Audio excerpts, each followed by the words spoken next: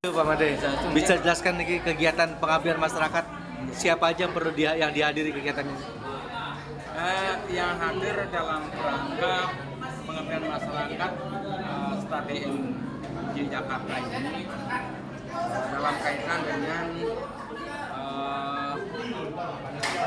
berkoordinasi dengan semua pasraman yang ada di DKI Jakarta ini, sangat berkaitan dengan bagaimana kita semua pendidik, semua guru-guru agama Hindu terutama yang mengajar di pasraman-pasraman, ya. Jadi pasraman itu adalah pusatnya adalah pasraman Yayasan Mandira Merdeka di Rawamangun.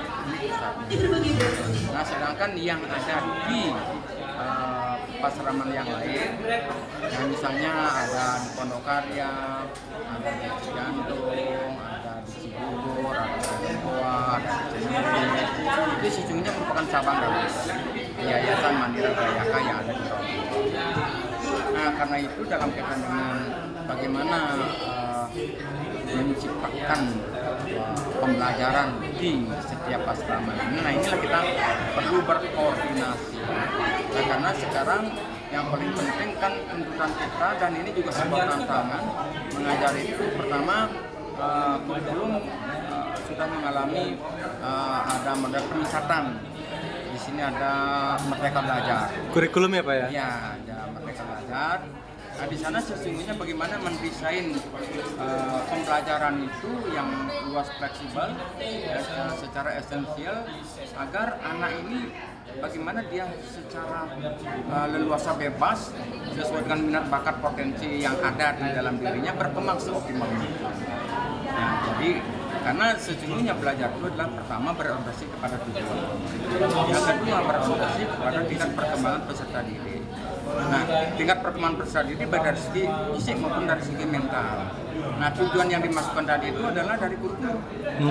Nah, jadi kurikulum itu orientasi bagaimana mengajar itu agar tujuan pembelajaran tercapai. Nah, itu sangat berkaitan dengan bahan pembelajaran, dengan metode, dengan pendekatan, dengan sarana prasarana, ya, dengan lingkungan dan lain sebagainya.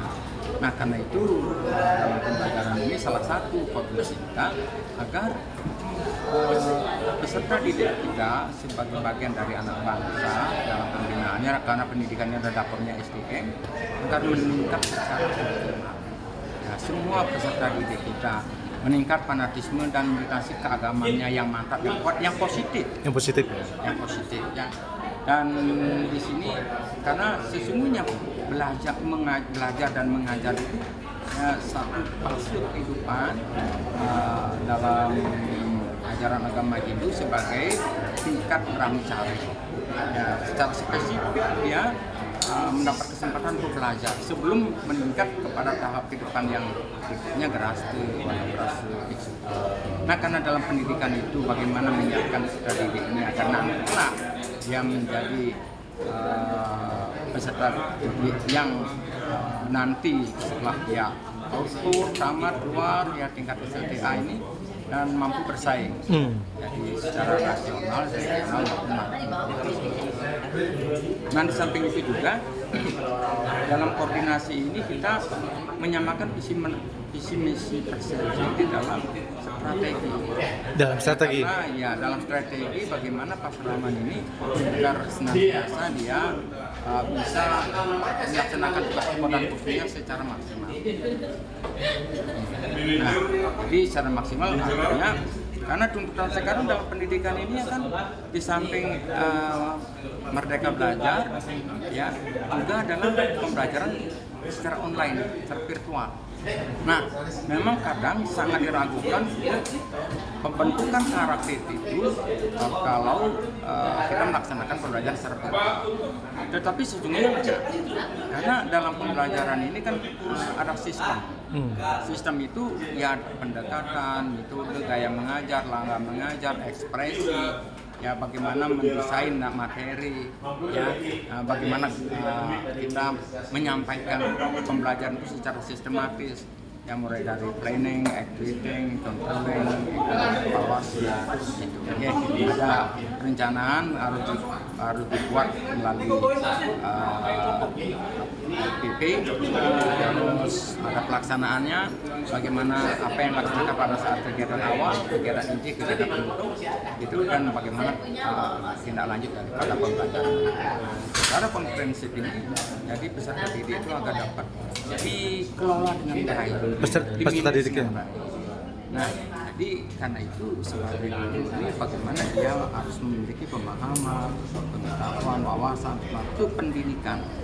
Nah, jadi sebagaimana sampaikan tadi oleh Pak Ketua Yayasan, mereka ya bagaimana sesungguhnya yayasan ini kendati pun ya tidak ada dana itu ya hidup sendiri itu, tetapi ya karena kita ini tugas utama, tugas mulia, kendati itu menjadi ya artinya sedikit beban lah gitu, karena ya gimana dari pemerintah tidak sama sekali tidak sentuhan gitu.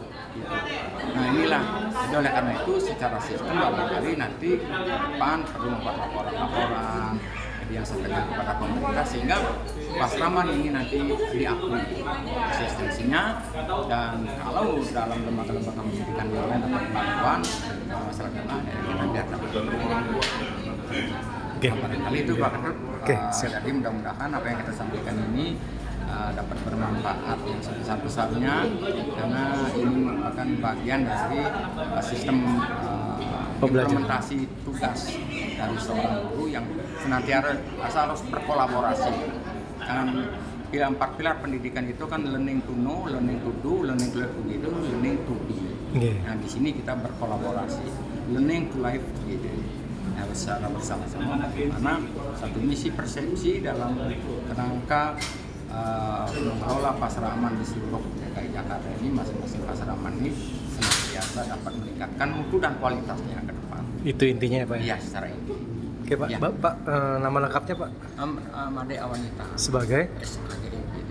Di sini saya sebagai panitia penyelenggara pengabdian masyarakat. Staf DN Jakarta. Oke.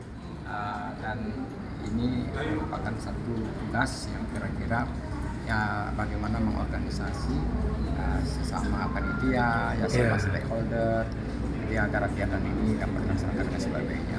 Oke, sukses.